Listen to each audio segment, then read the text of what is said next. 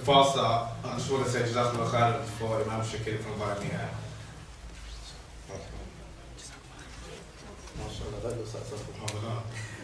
And everyone for coming. I just want to apologise for those who attended last week. I was unable.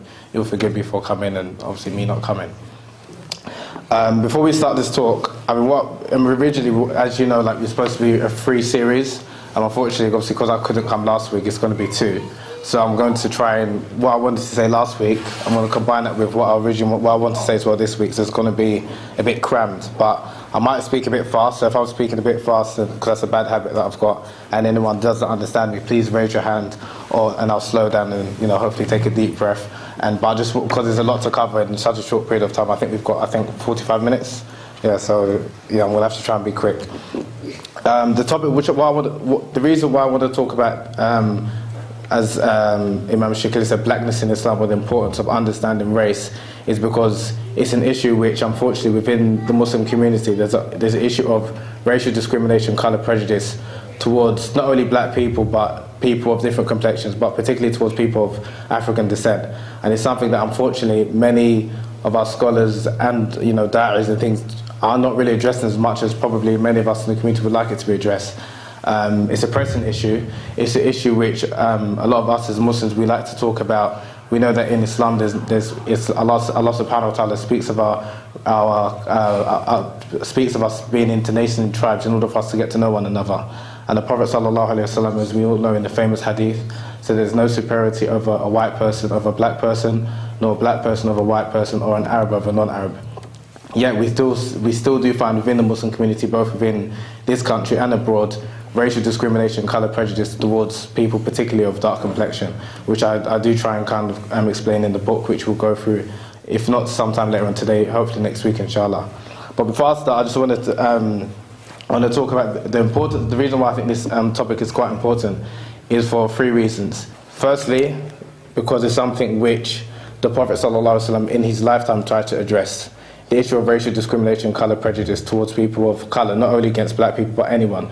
We know there's a famous incident where 2 companions of the Prophet ﷺ, one of the companions, Abu Darda, insulted Bilal radiallahu anhu and called him the son of a black woman, which at that time is like a curse, it's like an insult. Like maybe you could say equivalent to the N-word nowadays. And Bilal's reaction was to report this incident to the Prophet ﷺ, and the Prophet ﷺ's reaction is something that we should adhere to. His reaction was he immediately rebuked Abu Darda, and he said that you've got trace of Jahiliyyah in you. Now we know that after that, Abu Darda, he put his face on the ground, asking for forgiveness from Bilal, and told Bilal to put his face on him. But Bilal, he took him as his brother and embraced him, and he forgave him for it. But what I wanted to highlight with that particular hadith was the Prophet ﷺ, when Bilal reported this particular incident, the Prophet ﷺ immediately addressed it. Unfortunately, within the Muslim community, there is incidents where there's racial discrimination and colour prejudice towards people, but it's not really been addressed like the Prophet ﷺ addressed it. And also the Prophet ﷺ spoke about the danger or the social ill of asabiyah, which is tribalism, or you can translate as nationalism or racism. And he said it's something rotten, it's something that you should leave. But he did also say that it's something that is going to remain in this community. So we shouldn't be surprised that, unfortunately, there is still Muslims that, despite Islam's teaching of racial equality, that there is still, unfortunately, some Muslims knowledgeable and Muslims that are not knowledgeable who still have traces of Jahiliyyah in them. So again, we shouldn't be surprised by this, but it's upon ourselves to try and combat it. The second reason why I think this topic is quite important is in a form of da'wah for non-Muslims. You've got a lot of non-Muslims, particularly like in this area of African descent, who want to know about Islam. And again, obviously, we know that the religion is for everyone, embraces everyone of different colours, complexions, and backgrounds. But what you find is that if you were to speak to people, particularly of African descent, and tell them about great African heroes or black heroes in Islam, it might warn them to the religion of Islam. So it's something that, in terms of da'wah, it's good to kind of show people that within Islam, there are great people of African descent and black people, so people, inshallah, can be warmed to it. So that's another reason why I think this topic is quite important, which I'll mention later, which Ibn al-Jawzi spoke about. And the third reason why I think this topic is very important, which is probably one of the most important, if not the most important reason, is because you're having a lot of non-Muslims who are skillfully picking up passages from certain books in history which Muslim scholars have said and using it to attack Islam and to attack Muslims, sorry.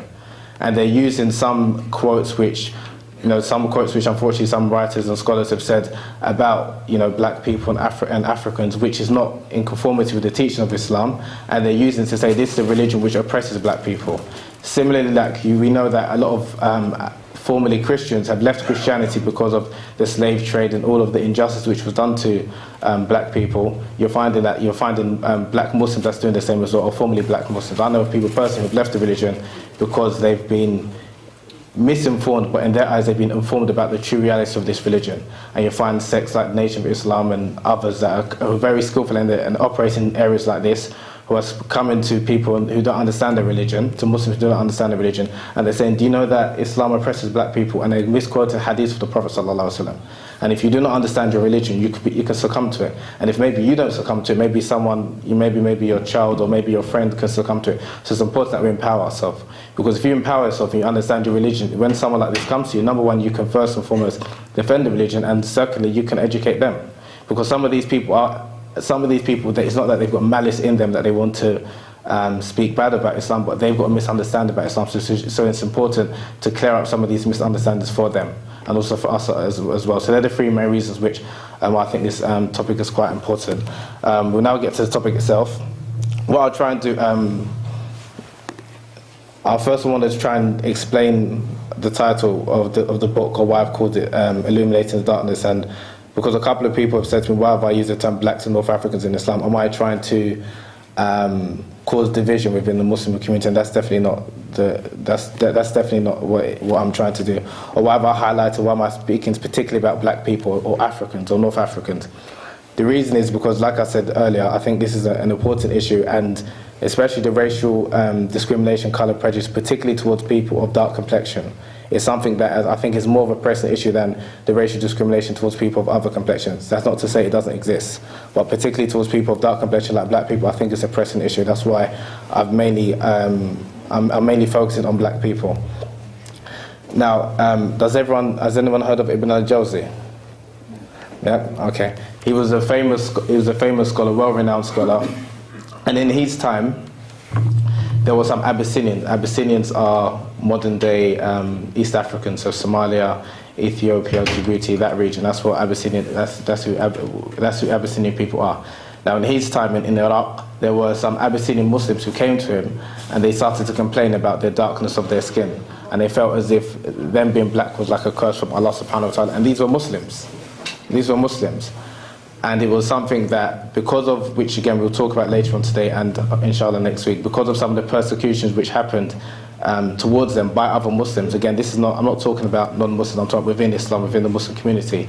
They felt as if them being black was a curse from Allah subhanahu wa ta'ala, and to be black is somewhat inferior than to be of another complexion. So he compiled this book, which is called Tanwir al-Ghabash fi Fadl Sudan wal-Habash, which is the translation of it is Illuminating the Darkness regarding the virtues of Sudanese people, who are, you can say, like black people, and Habash, which is like Abyssinians. And in this book, and he mentioned it, the reason why he wrote this book was in order to enlighten them to know that, first and foremost, in Islam, Allah subhanahu wa ta'ala, when he's looking at any individual, he's looking at their deeds and their faith, their taqwa. And he doesn't look at anyone's appearance or anything like that. So he wanted to enlighten them about that. And also he compiled a lot of the bibliographies of of famous black people, both Muslim and non-Muslims, in history, so they can feel a sense of pride in their race. And again, when I'm saying pride, I'm not saying pride where you feel you're superior to someone, but pride that you're proud in the race that Allah subhanahu wa ta'ala has made you. So that's the reason why he wrote this book. And then he found scholars who came after him, like al-Suyuti, who's another famous scholar, who wrote this book called Rafu Sha'n al-Habashan, which means elevating the status of Abyssinians. And in al-Suyuti's book, it's basically an abridgment of this first book. And it was the same reason, because even in his time, which he came a couple of 100 years after Ibn al-Jawzi, the problem still was there was still the same problem of racial discrimination, colour prejudice towards people of dark complexion. So he wanted to write this book to kind of elevate the status of Abyssinians, to tell them that we know that they've got a great history in Islam, and there's many great Abyssinian Muslims who've achieved great things. So that's the reason why he wrote this book, and then you had other scholars who did similar things. And I mean, when I read this book whilst I was abroad, it was something that I was quite surprised that a book like this hasn't been translated. And it's something that I think is a pressing issue which a lot of people would be interested in. For some reason it wasn't, so I went about trying to translate it, and then after I was looking at other works by other scholars, and there was other issues which these particular scholars hadn't addressed, which I wanted to also address, which is affecting particularly like the black community or other communities, like the issue of interracial marriage. That's quite a hot topic in this, and I wanted to talk about Islam's stance towards that, as well as the issue of slavery, like I said, because you've got particularly a lot of non-Muslims. I mean, slavery in those days was the norm, it wasn't an issue, but you found a lot of Muslims later on, after the slavery was, it's been abolished and it's not really practiced anywhere, and they have misconceptions about slavery, and a lot of people do not know that in certain situations slavery is permitted in Islam and was permitted in the time of the Prophet ﷺ. And then you find some groups, like I mentioned earlier, they will say this to black people not aware of the religion and say that, do you know that your religion enslaves black people? And the Prophet Muhammad ﷺ had black slaves, and they'll misquote things and they'll put things into their context, and they'll make it out as if slavery is just a race issue, like what a lot of people did with Christianity. So I wanted to address that issue as well as talking about what is the Islamic stance towards race, because that's quite a hot topic. So that's like the introduction, and then hopefully now inshallah we'll kind of go into has anyone first got any questions? Yeah. I'm not sure, did you say that the book of Jawzi, has it been translated in English? No, it hasn't. No, sorry, tell a lie, sorry. It wasn't translated from what I know. I can't say it hasn't been translated, because it might have been translated. I went about translating it, or trying to translate it. And whilst I was trying to translate it, I came across a scholar in this country who actually translated it for his dissertation. So I was referencing that. But he translated it's in a library, but it's not been published from what I know of. I can't say categorically it hasn't been translated, because it's not like there's thousands, if not hundreds of thousands of books. But from what I know, it hasn't been. I mean, it's not widely distributed. If that answers your question, but I can't say it hasn't been translated. Well, I just was not sure that, because when we just moved to another point, I just wanted to know, has it been published as in a bookshop? Not that I know of. It's not been widely distributed. It could be translated in a small bookshop, Allahu Alam, but sure. In terms of like widely distributed, it's something that I don't think it has. Inshallah. But inshallah it should be. Has anyone got any other questions? None at all? You're a lively bunch. No question. Okay, cool. Okay, inshallah. Okay, what I want to talk about as well is just that it's important to understand, we know that race, and particularly nowadays with what's happening in modern society as well, it's quite a hot topic. And I wanted to kind of talk about what is Islam's stance towards like race. Like I said earlier, we know that Allah subhanahu wa ta'ala, He mentioned that He's created us into different languages and colours. So we know that we are, even though we're one in terms of essence as human beings, Allah subhanahu wa ta'ala has created us to different colours, and I wouldn't say races, I would say ethnicities. The reason I wouldn't say race is because race is a modern term which was invented in order to try and say that people of particular races are different to other people, which from an Islamic standpoint there is no basis for that. In a sense where you could say that someone from Africa or Europe has got certain qualities which makes them different to someone from Europe or whatever. We know that culturally we're different because of our upbringing, but that's just of our upbringing, not actually because of our inherent race. So I wanted to kind of address that, and also understand that the Arabs, and this is something which is quite important, especially when you're coming across, like I said, people who are trying to speak bad about Islam or try and misquote things from the Quran or Hadith or historical literature, is that they'll talk about, like, you have to understand when you're reading history as well, you have to understand how people understood, how people use terms. And one thing, like the Arabs that they used to do, the Arabs, I mean, they were a range of colours. Some were light in complexion, very fair in complexion, some were dark brown, and some were like medium brown. Now, when they talk about themselves, they'll use terms like in terms of like race or ethnicity relatively. So they might refer to themselves as being white in comparison to the black Africans who are dark in complexion to them. Do you understand that? So they might refer to themselves as being white in comparison to black Africans, and they might also, likewise, they might refer to themselves as being black when they're speaking in comparison to the Persians. And the reason why I think this is important is because, like I said, you find some groups who say, like the Arabs are just a white religion, they're oppressing black people, and they'll misquote or they'll quote where the Arabs have referred to themselves as being white, but again, they're using the term relatively.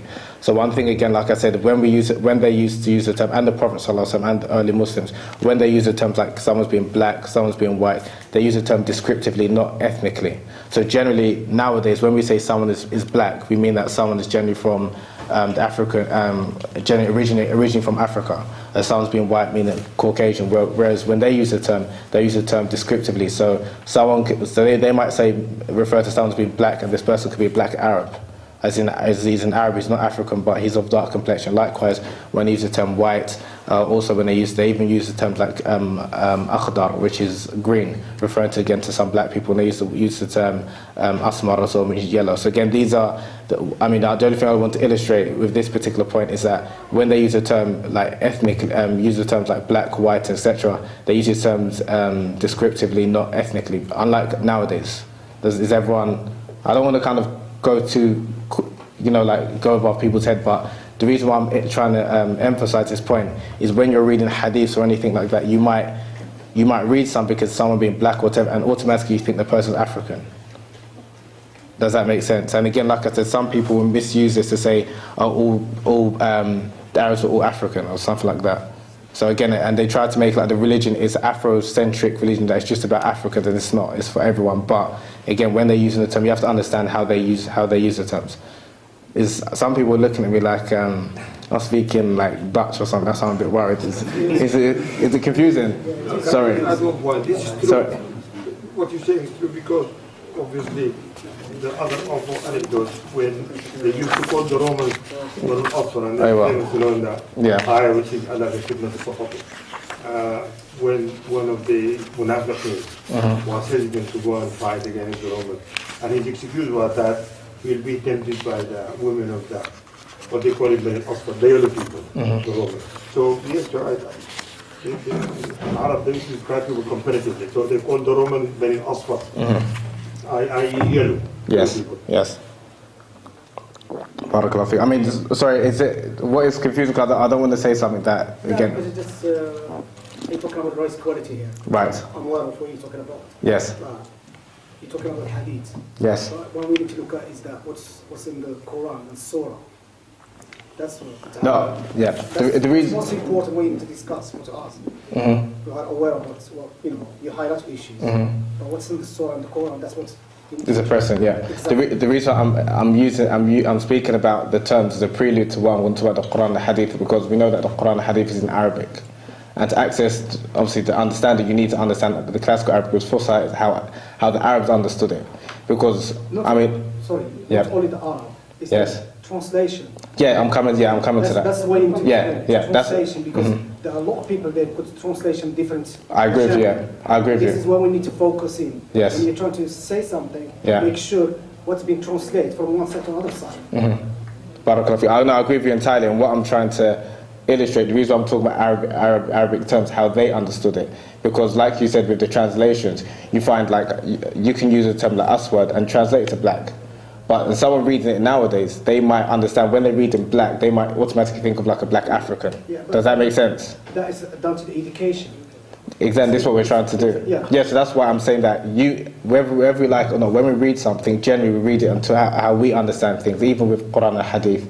So like what I'm saying, so when I'm explaining how the Arabs is like how the Arabs use the terms, you need to understand it in their context.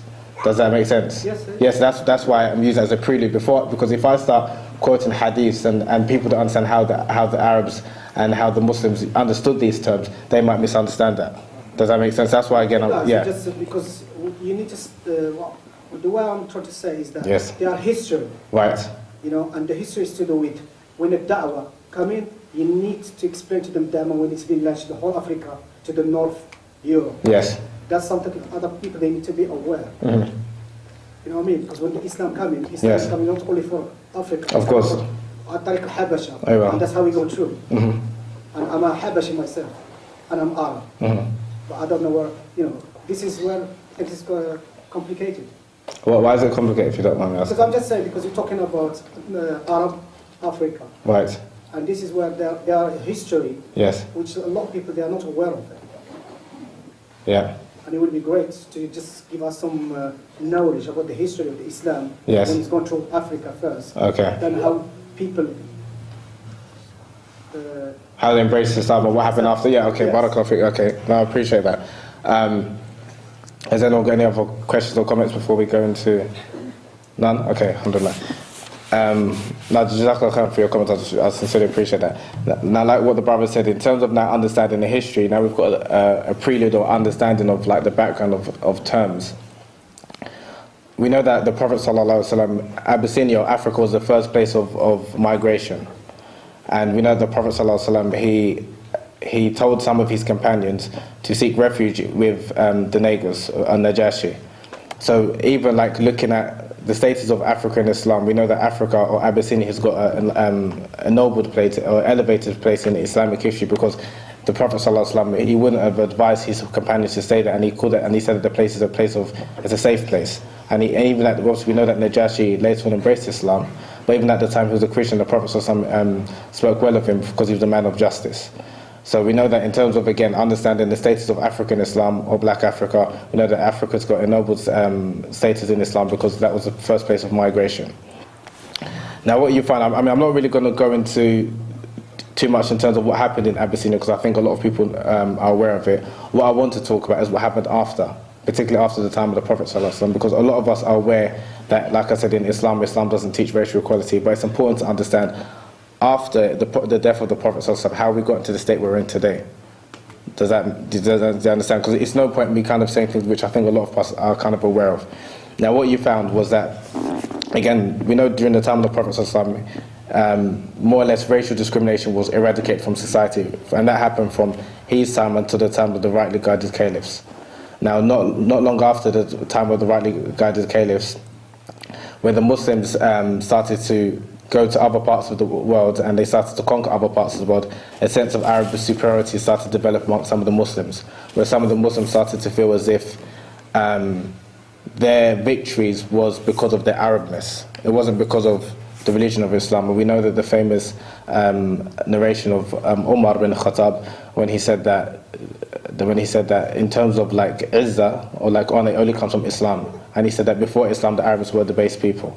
And we know that even as a Muslim, whether you're black or white or anything, we know that the real honor comes from Allah subhanahu wa ta'ala, and from Islam. So unfortunately what you found is, even though the Muslims were very successful in terms of conquering other lands, they did develop a sense of Arab superiority. So that was one, and what happened is that you found that when they started to conquer other lands, the people that of the conquered lands, for them to become Muslim, they had to in effect become part of an Arab tribe. Not only become a Muslim, but to become a Muslim you have to kind of be affiliated with a particular tribe, which is, again, it's well documented in history, and again, which I'll kind of talk about in the book.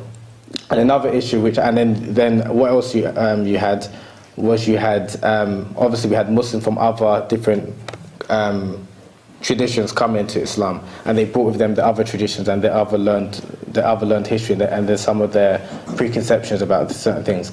And one thing that you did have was some of the Persian Muslims, when they became Muslims, a lot of the Persians were very well educated, and they learned a lot of things from the Greeks and the philosophers. Now, one thing that the Greeks said was that the world is split into 7 parts, and basically, again, without going into too much detail, they said that the people of the 7th region, which is like Black Africa, and the people of the 1st region, which is like Northern Europe, they're the worst people. And then they narrate, and some of these people did become great scholars, but they still carry some of these understanding, and they started talking about within Muslim books. And this is something that, again, unfortunately, which is still taught in some Muslim schools today. So they said that people of like Africa are the base people. There's people that should be enslaved, that naturally is something that they should be enslaved, and something that they're inferior to people of other complexions. So again, you had like influences from, and again, this is not from the religion, but this is other influences which was put into Muslim books, and it's been taught, and Muslims that are reading are seeing as if this is from the religion.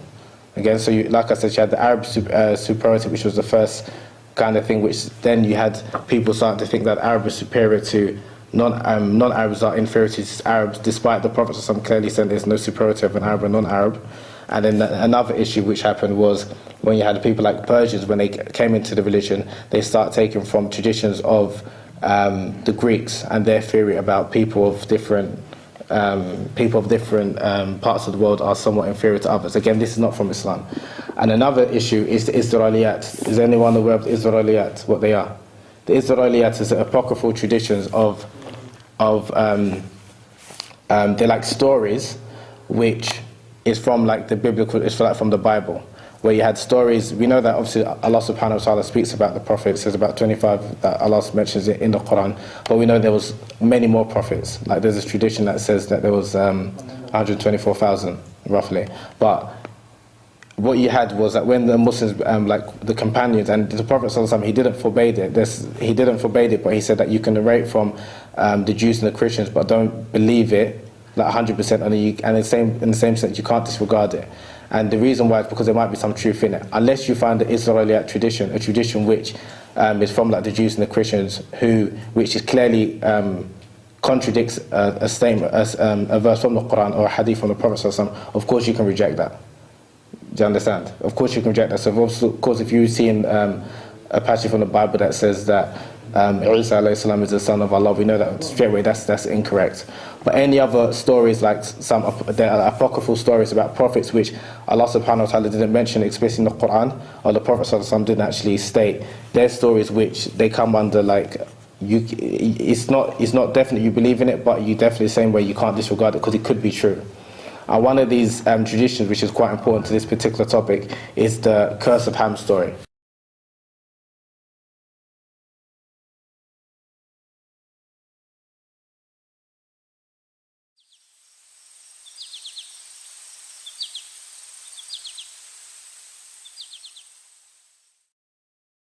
Is anyone aware of the curse of Ham story, the story of Ham? The curse of Ham story. Yeah. No, the son of Nuh alayhi salam. Now, I'll try and quickly paraphrase how the story goes. In the Bible, in Genesis, the story is still there. How the story goes was that Nuh alayhi salam, Noah, he drank alcohol. Again, we don't believe this as Muslims because we know that the prophets are infallible, but again, this is a story in the Bible, that he drank alcohol, became drunk, and was intoxicated.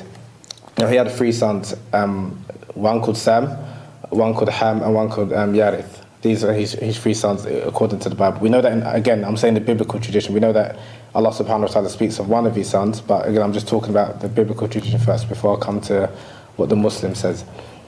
Now, in the Bible, it says that these 3 sons, when they came across their father and they saw that he was intoxicated on the floor, one of them, which is Ham, basically looked at his father and just like left him as he is. Whereas 2 of his sons, Sam and Yarith, they covered him. They got a cloth and covered his shame because, like I said, he was naked, according to the tradition. Now, when Noah awakened from his intoxication, he was said to have cursed Ham's descendants. And the Bible said he cursed Ham's descendants and said that they will be enslaved for his other brothers. Now, what you found was that Christian and Jewish scholars, they later interpreted that Ham's descendants are going to be black people or Africans, and Sam's descendants are going to be like the Semitics, which are the Jewish and the Arabs, and they're going to be prophets. And Yarith are like the other people like from Turkey and things like that. So and they said that the Turkey. So that's the story from the Bible. Now, what you found is when the Muslims, when they started to receive some of these Israeliyat, they started to narrate them as well in their books. So these are some books in the books of hadith and things like that. But again, they're not authentic. They can't, like I said, they come under the tradition of Israeliyat category. And it's important that you understand that. Now, in the Muslim versions of the story, they're quite different from the story from the Bible. The Muslim version of the story, there was quite a few, but some of them they said that, because like I said, the Bible's version said that Noah cursed Ham's descendants. In the Muslim versions, I don't say they're the Islamic version, because again, we don't know, they were not from Allah subhanahu wa ta'ala, Prophet Muhammad sallallahu alaihi wasallam. These were versions that Muslims narrated in their books. They said that Noah cursed Ham with blackness. Yeah, he cursed him and said, you're going to be black. And one tradition says that he turned black because of this. So he became black, like he disfigured and became black. And then all his descendants became black. And there's other Muslim versions which say that Ham and his descendants are going to be cursed and going to be enslaved.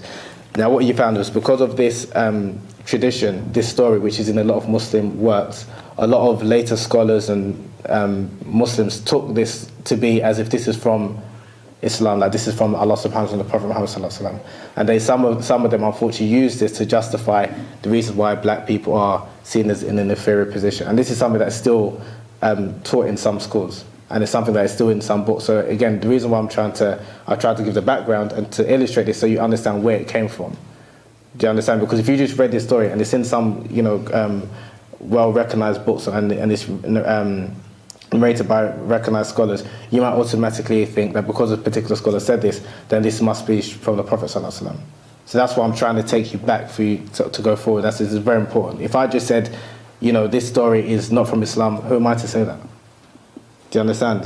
When you've got a great scholar saying this, so that's what I'm showing you how even some scholars, they took this story and then they narrated it. But again, when they narrated it, they just narrated it. Some of them, they took it as if that this is the truth and they used it. And some of them, they just narrated it in the books. But again, if people aren't aware of understanding history and how things came to be at that particular point, they can just read something and think that this is from the religion.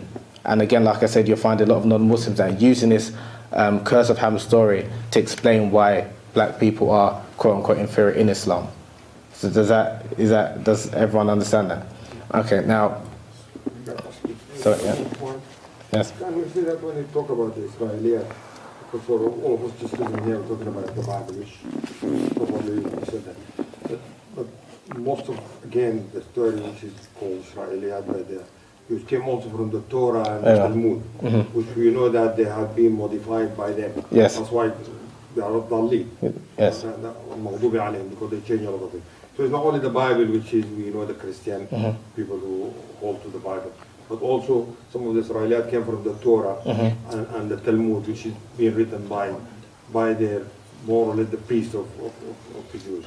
Okay. So all them stories, a bit, some of it, as you're right, is just contradict Islam teaching, and a lot of them are just, they just made it up. So it's not only from the Bible, from the Torah and the Talmud as well.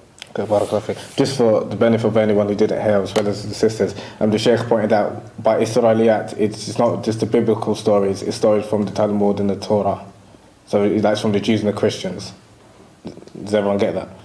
Yeah. Sure. You know the narration. Yeah. From the scholars. Yes. Roughly what year did they narrate what you just claiming? What year roughly did they narrate it? The Israeliyat traditions. Yeah. That's from roughly the time of the Tabi'in. Because what you found is that even some of the companions, they took from former Christians and Jewish scholars who became Muslim. So it wasn't like it's something that is haram as such. And they understood that when they're narrating them, because you found, like, when they understood when they're narrating them, it's not something that you can believe 100%, and not something that you can necessarily say that it's incorrect 100%, because unless it contradicts something from the Quran or the Hadith. Does that understand? So it's something that it's been in the books, but again, they at that time, they understood what these traditions were, and they knew that there's some truth in it, and there's some falsehood. But nowadays, a lot of people, they're not able to differentiate. So it's been for a long time. It's like, again, from time of like the companions and even the Tabi'in, we're looking at that's from early Islam. So it's not like it's a recent phenomenon. Because we know the church interpreted. Yes. We know the interpretation. Yeah. Which is recent. Which is recent. Again, this is my point, because a lot of Muslims or a lot of people, even non-Muslims, they seem to think that the race issue is just something that's come about since colonialism. And it's been about, again, coming to this story, it's been about, even within the Muslim land for... Yeah, it's way before that. It's way before that. So again, it's something that's been in the Muslim land, it's been an issue within the Muslim community, but it's not an Islamic problem. If people understand the difference. So it's just trying to, because like I said, it's something that a lot of non-Muslims are attacking Islam for, and Muslims who are not aware of the religion, they might think that this Muslim problem is an Islamic problem, which is a big difference. Has anyone got any other comments? The early scholars, yes, like Tabari would mention so many narrations. Yes. Historians would mention so many narrations. And the principle they had, if I mention the sanad, Mm-hmm. then I'll Yes. make myself safe. So not all that is narrated by classical scholars, they actually believe in it. Because they will mention the chain of narration. Yes. And somebody in that time would know, you know what, this is fabricated, this is weak, Yes. this is acceptable. Yes. So just a defense of the scholars of Islam. Barakallah. Yeah, please do not think for 1 minute that I'm trying to speak ill of the scholar. That's definitely not what I'm trying to do. And like sorry? So we're trying to correct them. I'm not comfortable with saying that. But I'm gonna just say I'm not comfortable with saying that. But like Imam Shakir said, it's something that when the scholars, when they narrate something, like for example, if they narrate something without a sanad, then it's not something that you can definitely take as from like a proof in Islam, like a hujjah. But again, if people at that time, they understood that the same way. For example, if you read books of hadith, if you read something that says qala Rasulullah, then they're saying that the Prophet said such and such, or they might say qila Rasulullah, that it was reported that the Prophet said such and such. Now, just by them saying qila is that it was said, then they're not saying that he definitely said it. But it's something that if you haven't read or understood this, you just think qila is the same as qala, like it was said the same as he said. Does everyone understand? Again, it's something that because again books are so readily available, if someone hasn't had that study beforehand, they could just read something, see that it's from a book like Tabari, is well renowned, or Ibn Kathir, and just take it and take everything. And again, that's not to discount their scholarship. It's nothing to do. I'm not trying to discount their scholarship. We're trying to understand that, because again, if they didn't say things were understood, because people of a level that they understood how their terms. But now, unfortunately, we're not of that. Some people are not of that level, so that's why it has to be explained. Does that make sense? Okay. I'm fine. I'm very well. I'm just thinking of. This talk is longer than 3 weeks. Sorry. This is longer than 3 weeks. Do you know, Imam Shakir said, I would want it to be quite interactive. Because the information you're giving. Yes. From where I'm coming from. Right. There's a lot of confirmation. Okay. And we need to expound on it. Yes. Very much. To clarify a lot. And I don't think we can do it in 3 weeks. No, I don't think we can kind of do everything in 3 weeks, but I just want to give people an overview, because I don't want to. The one thing I'm quite aware of, I don't want to go into too much detail because I might lose people, and people might not get, because obviously there's people of different ages and experiences and level of knowledge as well. So if I kind of go too much into detail, the substance or the main point, that's the essence, is what I want people to take away from. Hopefully I'll gather today. That's why I want to make it a bit interactive. Some people can maybe smile, smile sunnah, ask a question. So it's not just me talking, because hopefully, inshallah, there's something that, I will learn from yourself, and hopefully maybe there's something that you can benefit from anything that I've said, because I think it's important that we even talk about certain misconceptions that we might have, or certain misunderstandings, and hopefully we can kind of talk about it, not just someone speaking for kind of like 45 minutes straight, especially when I want to drink. But they're not getting thank you. Is there not getting any other comments before we go into? Because I really don't want to. Because I spoke to people about this topic a couple of weeks ago, and I spoke for about, I think, 48 minutes. Yeah, I counted it. 48 minutes, and I lost a lot of people. A lot of people, they went away. They didn't really understood. They didn't understand what I said in the beginning, which was the most important part. It's a very hot topic. It's a very hot topic, and there's so much. It will take at least a day for conference just to do the rice quality. We have got here a big issue. It is a big issue. It's a big issue. So I'm saying 1 hour, 2 hours, that will be enough. Because if you're raising the issue of the topic, yes, but the quantity of the topic is wide. Yes, of course. It's very wide. Of course. But the most important thing that, if anything, we want to go away from here is that we know that obviously Islam teaches racial equality, and there should be no doubt in anyone's mind, especially if you find a non-Muslim that's coming to you or anything like that. But some of the issues which has happened within Muslim society or Muslim history is something that has been it's a Muslim problem, and we can't shy away from that. We can't shy away from. And it still happens within our communities now. We should probably speak about next week, like the issue of interracial marriage and the issue of slavery as well. But I just wanted to kind of, if anything, first and foremost, let everyone understand that, again, what Islam says in regards to racial equality, and how the Muslims were influenced, and to some respect are still influenced by external and internal sources. So that's why I kind of wanted to talk about Israeliyat. The next section I'll kind of quickly talk about is what you found, which is that you found that some scholars and writers, the debate about understanding how we came to our different complexions, this was something that a lot of scholars used to kind of talk about a lot in their classical works. And there was basically three main opinions. One was that we're of our different complexions because of the curse of Ham story, which I mentioned, which was where Noah alayhi salam is said to have cursed Ham with dark complexion.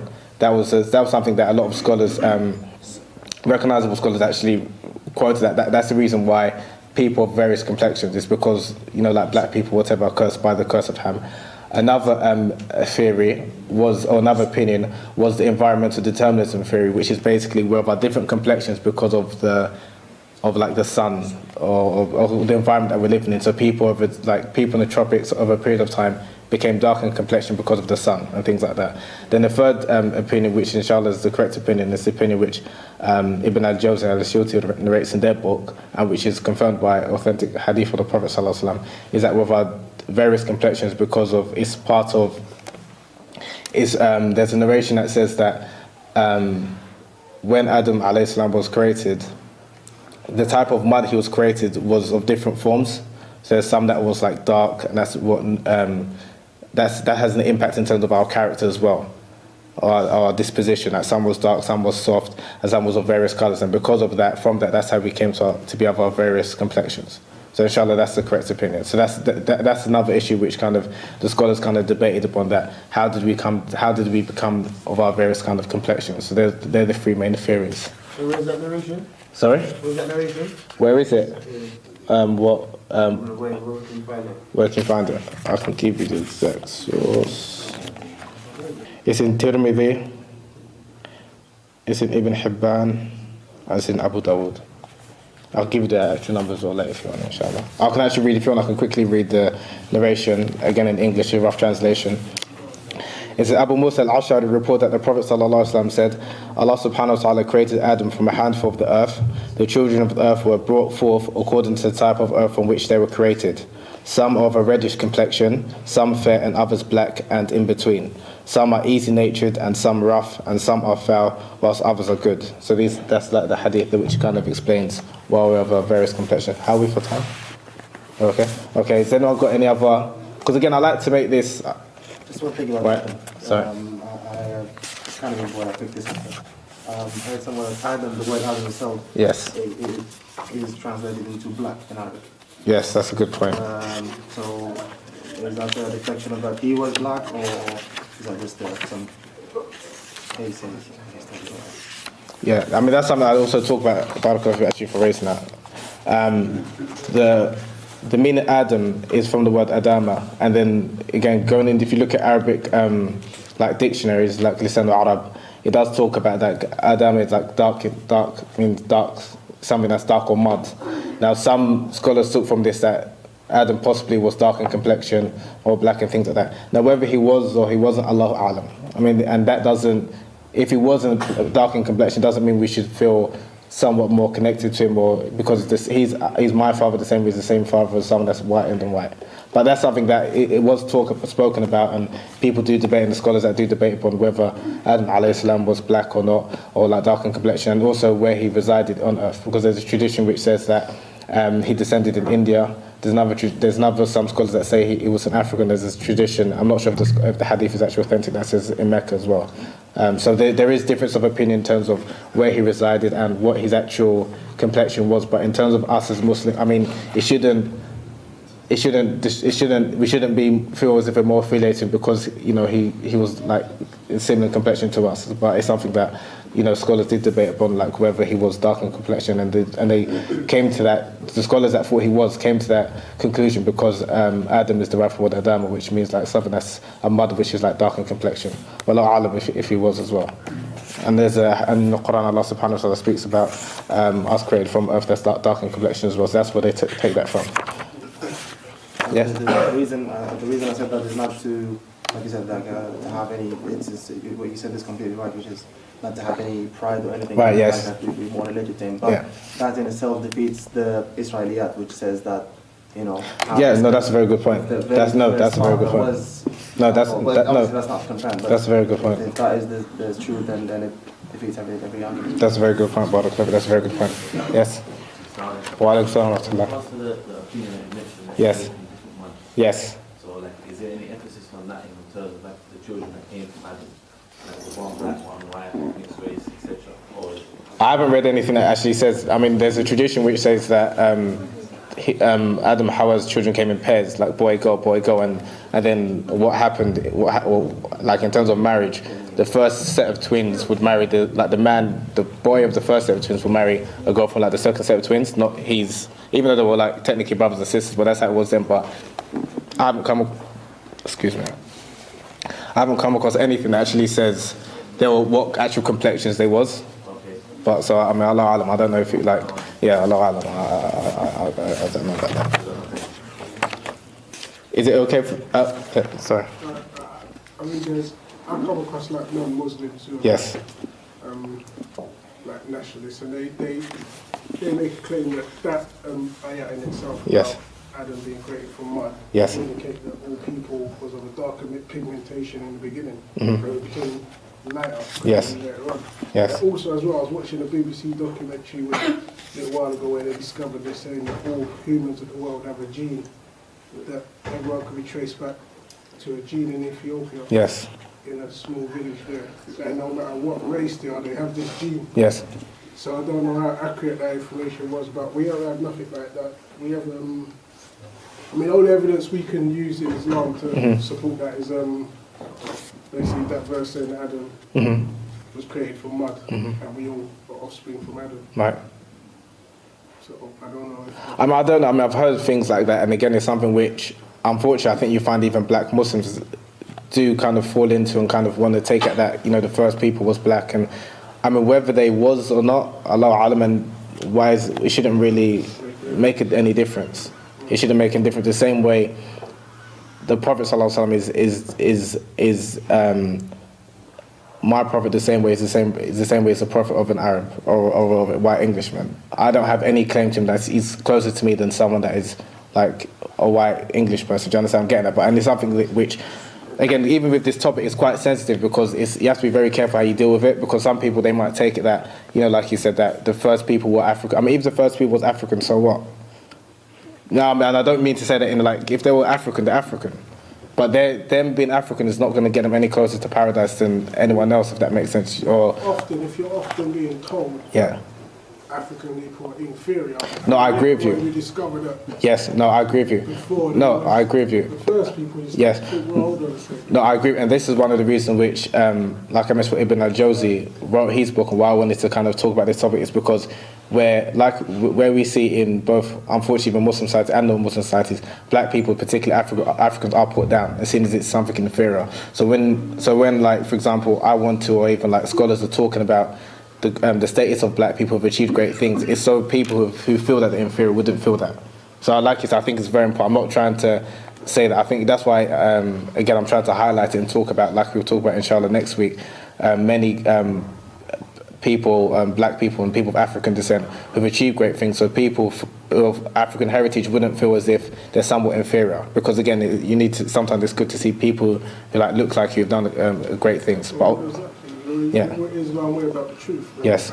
Yes. Anyone's achievements or display. Yes. Down for anyone. Yes. In the beginning, I think you said at the beginning of the lecture, you said that.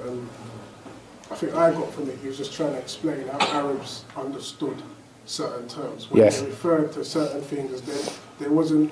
How they understood it was they could call themselves darker. Yes. In the light of Romans. Or Yes. say. Yes. They call themselves Yeah. lighter in the light of Abyssinians. Yes. So I think I understood that clearly, what he was trying to give us to understand. Look, I mean, yeah, thank you. Because I mean, one thing I would say, the Arabs, unlike people nowadays, not only the Arabs, the early people, there wasn't racist as we understand racism now. They were like tribalistic. The most important thing was your tribe. It wasn't which race you belong to. So it's something that, again, when we're reading history, a lot of people, we read it, and that's what I was trying to talk about in the beginning in terms of understanding terms. We read a thing because everything is about race, as in a race term or like ethnicity. When with them, the most important thing was tribal allegiance. So even the Prophet sallallahu alaihi wasallam spoke about the ill of asabiya. Asabiya, the actual definition of it is like tribalism. It's not race and ethnicity. But in how we understood it, it could be like a form of racism where you kind of, people of a certain tribe or like a region, you favour them over someone else just because they're of that particular tribe. But nowadays it's translated like nationalism, racism and things like that. But how they understood it is like your tribe was the most important thing, wasn't your actual like race and things like that, because they didn't have this racial typology that we've kind of got now and it's taught in a lot of schools kind of thing, or was taught. Does anyone else have a... Yeah. As you have mentioned, just want to remind the brothers, as you mentioned, how this involved and what people said, different people said. Yes. This is something that Allah subhanahu wa ta'ala wanted. Allah mentions that this is a sign of His. Yes. ومن آياته فساترون. ألسنتكم وألوانكم. That's one thing I would like to remind us all. Barakallahu feek. Exactly, create mankind In the nations and tribes. Yeah. In your various, I'm speaking English, Variation of your complexions and languages, lisan, languages. Yeah. So these are one of the signs. These are one of the signs. Again, it's about understanding. Again, from the Islamic point of view, it's quite clear that our races and our complexions, these are just signs for people of understanding. Whereas, again, unfortunately, you've got people who've misunderstood this and thought, someone of a certain race is, like I said, inferior or superior to someone else. Again, we're just trying to kind of clarify that from an Islamic point of view, that's not the case. And where, unfortunately, in Islamic history, how Muslims have deviated from this understanding, because Muslims have. So it's the kind of thing we're just trying to illustrate that. I don't know, we've got any other questions? I think we've gone through like 4. I actually wanted to go through like 3. I think we've gone through like 4 chapters.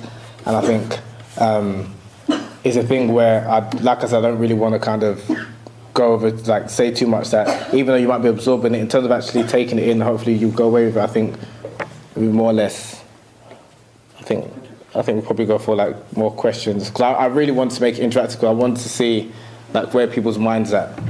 Because I don't want to kind of, again, like go through too much, because I can talk about slavery, but that's like another issue, and that's quite a big topic. Also like interracial marriage, but I kind of want to leave that probably for next week. No, you said after the time of the source house, yeah. The first 4 right guided believers. Yes. Then nationalism started to come into. Yeah. So I was just listening out for more of that, really. Okay, so like, I can kind of talk about that from a historical perspective, what happened. So before I answer the question, my one's going to be quiet. And then Islam is going to be created in different creation in paradise in Jannah.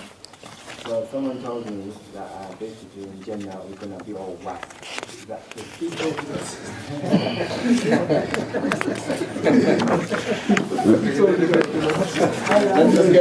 Let's get there first. I was about to say let's get there first, and then let's get there first.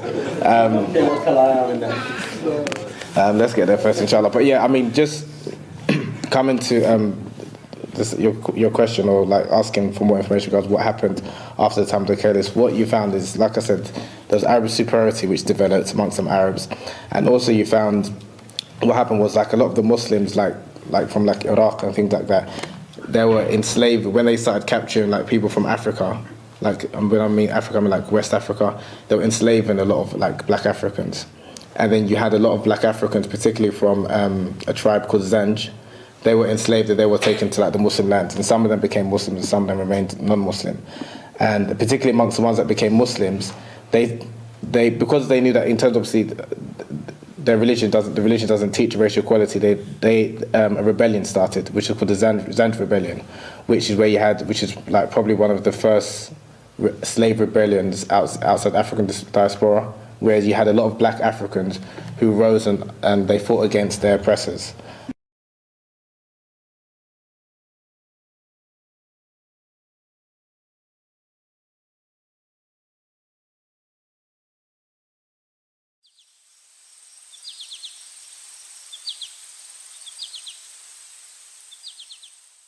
When this happened, then you found fabricated hadiths began to be narrated. Yeah, exactly. Oh, where? Like it's in Iraq. So you had this rebellion from amongst like the tribe called Zanj, and it's known in history called the Zanj rebellion. And this is all in the Muslim lands. And then you found that you had a lot of more fabricated hadiths attributed to the Prophet, falsely attributed to the Prophet sallallahu alaihi wasallam, demonizing blacks. That there was a fabricated tradition that says that there's no good in Abyssinians. Another one that says there's no good in blacks. When they're satiated, like when they're content, that like they fornicate. Or when they're hungry, they steal, or something of that like. So there was like these type of traditions. Those traditions, fabricated traditions, attributed to the Prophet ﷺ against the Berbers as well. Because when the Muslims were going to the Berber lands, initially a lot of the Berbers were resistant towards Islam, and then later a lot of them became Muslim, and they became great Muslims, like in terms of scholars and warriors and things like that. But you had again because of this resistance, you had some fabricated traditions attributed to the Prophet ﷺ demonizing Berbers, saying that like they're all evil and things like that. So this was something which, because of society problems or things that was happening in society, you had some people, unfortunately, that were fabricating traditions. And because, again, as Muslims, we know that unless something is from the Quran or the Prophet ﷺ, you don't have to actually take anything. So obviously, by people then attributed to the Prophet ﷺ, it's like you have to take it, kind of thing. So that was one of the reasons that. And again, some of these traditions intensified, and it's something that. But again, a lot of these traditions have been, all of them, in fact, have been like the scholars of hadith have gone through them, sifted them out, and explained that they're mawdu', which is fabricated. But again, someone who's not aware of that, again, like non-Muslims, I think they're using some of these traditions. Like, oh, did you know that real prophets? Because someone came to me and said, your Prophet sallallahu alaihi wasallam said such and such. Well, he didn't say sallallahu alaihi wasallam, but he said such and such. And again, the reason it's about empowering people so you understand your religion, not only understand the Quran and Hadith, but understand things in this context and what Muslims have done. Because people, if you don't understand your religion, you can easily succumb to it, if not yourself, like I said, your family members. So I think that's why I wanted to kind of emphasize on that. So did you want to ask a question? I sort of understood from this that in the days of the Prophet sallallahu alaihi wasallam, yes, and the Hadith that you're quoting, what you're speaking about now. In the days of the Arabs at this time, what we distinguish as colour was completely different. When they referred to colour, it was in a descriptive term, and not the way that we see colour today, as in black, white, red, brown. Mm-hmm. It was actually, we could have all been of one people, different colours in terms of description. Yes. But that it's in Arabic and in translation where we're getting lost. Yes. But in saying that, Arabic is still being spoken and people are still masters of Arabic. Yes. So how is it still allowed to perpetuate when people, when people know, I'm sure there are people that know, that an Arab might be described as black, not necessarily being African, or he might be described as white, but not necessarily Caucasian. Mm-hmm. But the idea has been allowed to perpetuate today. Mm-hmm. Oh, the Hadith says he's white, the Hadith says such and such, the Hadith says that. So amongst ourselves, we have this poison regardless, as people, and it's not an Islamic problem like you said, but it's a human problem. Yeah, it is a human problem. It's something that how it got to this stage. I'll give you another example. Like the term abd. Abd means like slave. Yeah, we know it means slave. That's the meaning of it. Nowadays, it's mainly referred to just a black person, and it's something that changed over time. That like I said, abd was just referred to a slave, whether you're black, white, or whatever. Over a period of time, abd was just referred to a black slave, and mamluk was referred to a white slave. That's just something that happened over time. It's just something like the same way in English words have different changes and have different meanings over time. Why exactly? We don't know, but it just changes over time. So again, the reason why I'm saying it is because you can, if you're reading something, particularly in different areas, you might not understand the context and how people use it. Do you understand? That's why, again, when I spoke about the different terms like black, white, it's understand how the first Arabs and how the early Muslims use it, because that's ultimately, if you want to understand the Quran and the Sunnah or the Hadith, that's what we have to understand, how they understood the terms, so we wouldn't have these misconceptions. But like I said, like with the terms like abd and mamluk, that's like another example of where, over a period of time, words just change and have different meanings. Would you say it's all to do with economics? What What did I the say? whole concept of colour. Why would you say, why? Because if somebody of, say, a lighter complexion, Yes. and they're narrating hadith in their favour, Right. to put down somebody of a darker complexion, then it's economics, isn't it? Why would you say it's just I wouldn't say just economics. I mean, that's a factor, but I wouldn't say it's just solely economics. Politics. It's, yeah, politics as well to do with it, and some of it is just, I mean, I'll agree with that in economics is a factor. I wouldn't say it's the only factor, because, I mean, especially when in regards to like slavery as well, because that is a serious issue, and again, hopefully, inshallah, we speak about that more tomorrow, next week, but I think politics is another issue, and there's another issue, it's just, I can't really put a finger on it, that why, but it's just something that happened over time, and again, it's just something that, yeah, I'm not sure exactly the actual issues, like what it is, I can't really put a finger on it, but Allah knows best.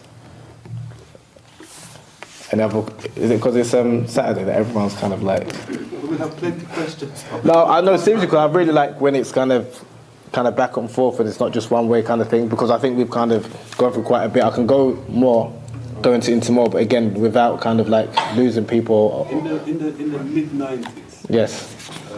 The European archaeologists discovered a skeleton in Kenya. Yeah. And they discovered 70% of the bones. Yes. And they estimated that this skeleton was about 12. There's a male, about 12 years old. Right. And they put a date roughly about 15,000 years old. They came to a conclusion that he must have been a black. He must have been in Kenya. Yes. 15,000 years old. So we're talking about 10 to 15,000 years. Now, what you've just been telling us today, Yes. which is very informative as far as I'm concerned, anyway, is not 10,000 years old. So how do we kind of like, do you know, to be honest, the thing I would say, I mean, I'm not, because I used to come across, I used to hear things like that quite a bit, and I think especially in this society we take science and archaeology and a lot of what they say, like a lot of their quote-unquote evidence is factual. The first thing obviously we should try and as much as possible, especially as Muslims, is take obviously anything that's from the Quran and the Sunnah first and foremost, and anything that kind of that can support that, then we possibly would take that. If it's not, then it's not. It shouldn't really be a question of, we know that the facts, anything that kind of supports that, then it might be true, it might not be true, but I mean, why? To me, colour... The reason why, sorry to cut you off, the reason why I think it's quite difficult, because I mean, like, even like we know that the hadith where the Prophet ﷺ, the Adam ﷺ, in terms of his height, he was much taller than, we haven't really got many, the archaeologists haven't really found much bones speaking about that. They have. Have they? Oh really? I didn't know that. Oh, because the only thing, the bones that they kind of, well, from my understanding, they found was kind of like what they said is dinosaurs or something like that. But not actually human beings that are really, that I don't know, maybe they have, I didn't. Arabia. Right. I'm not sure of the date, but I'm sure it's in the 2000 period. Yeah. The military was performing an exercise and they sort of discovered some stuff or whatever. Anyhow, when they dug up these bones, Yes. the head was 5 foot. SubhanAllah, I don't know that. 5 foot. The head. Wow. From head to toe was 36 feet. Wow.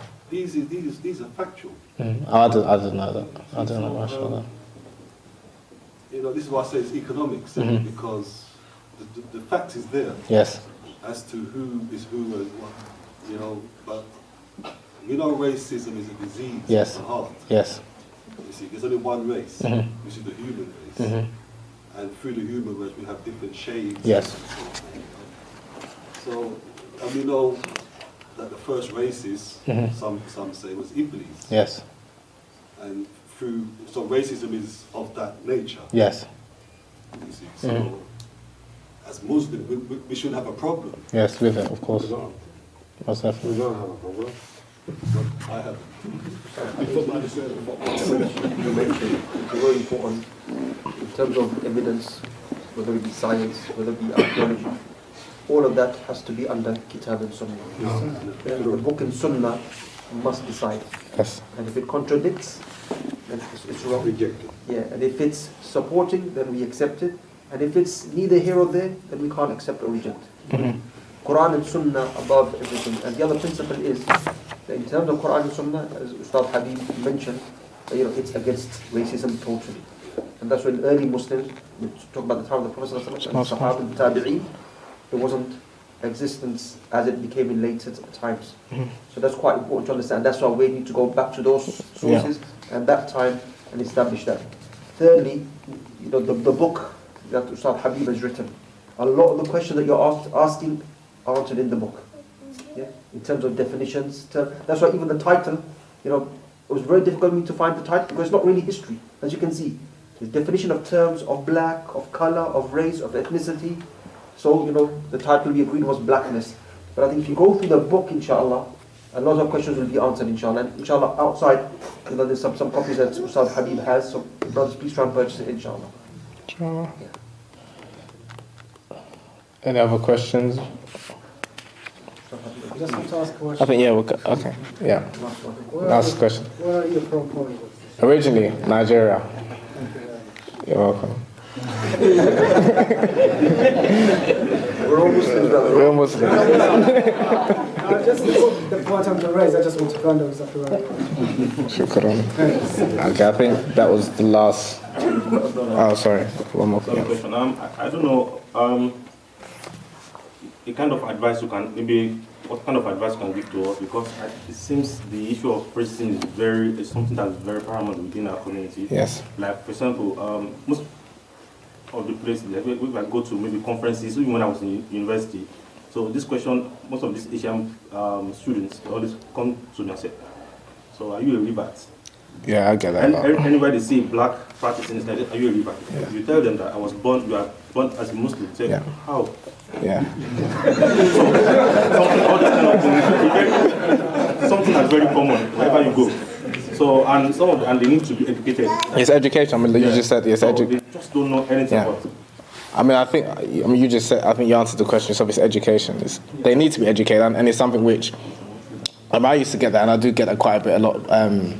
You Muslim? Are you born a Muslim? Or are you revert and things like that? And a lot of people, aren't educated about the religion. It's as simple as that. It's just through education, and there's different ways of educating people. I understand that some people do not necessarily like reading, so it's about obviously having sessions like this where we can talk about things. So I know not everyone's going to read, but at least we're informed about it. So when you come across people that you can educate them because you understand things, but it's through education, and the Prophet was sent to educate us. So again, it's just through education. They always believe they are more superior. No, but again, for education, because again, if you've got a Muslim and someone that adheres to the religion and believes strongly in religion and has got that belief, where does it come from? Someone can just believe that they're superior just because whatever, that's fine. But if you think that you're superior because that's evidence from the Quran or something, you clearly haven't. And this person is someone that obviously does understand religion, but it's upon us to enlighten ourselves, understand our religion ourselves. So when we come across people, and it's not a case of we're bashing people over the head and saying, no, that's wrong, blah, blah, blah. It's to educate, but to enlighten people. So what do we do in a place like Saudi Arabia? Because I've got many friends that are studying there, and the way they are treating the Asian, the blacks, is quite pathetic. It's something very bad. So whenever they're narrating their stories, you start weeping for them because it's just because they just see them as maybe slaves, as we've been talking since morning. So how do we? Because if where the Prophet came from, and something like that is very paramount around that area. So what do we do? That's a big question. It's like I don't know. That's it's a serious problem, and it's something. But in terms of, first and foremost, I think we have to concentrate ourselves in this because it's a problem here. In terms of other communities and other countries, how we deal with it, Allah Alam, I don't really know.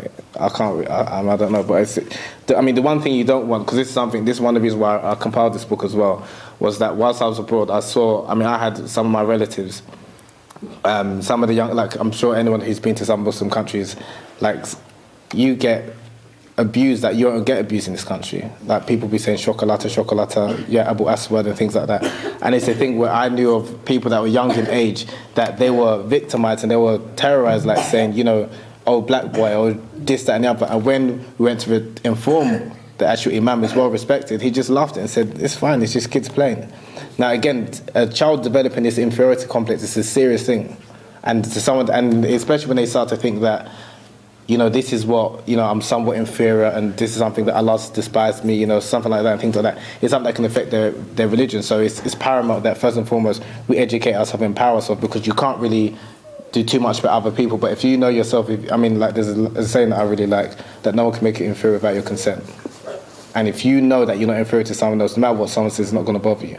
Because you can't change the world. But in terms of you within yourself, if you're strong in Iman and you understand the religion, someone can tell you anything and it's not really going to bother you so much, and that's what the early community was. They were strong in their religion because they understood it. Not only in terms of like narrations, they were strong in terms of firm conviction. So when they had people that were saying different things, it was like water for ducks back. So I think that, you know, like you said, it's through education. But I think we've come to the end. Jazakumullah khairan. Inshallah, see you next week.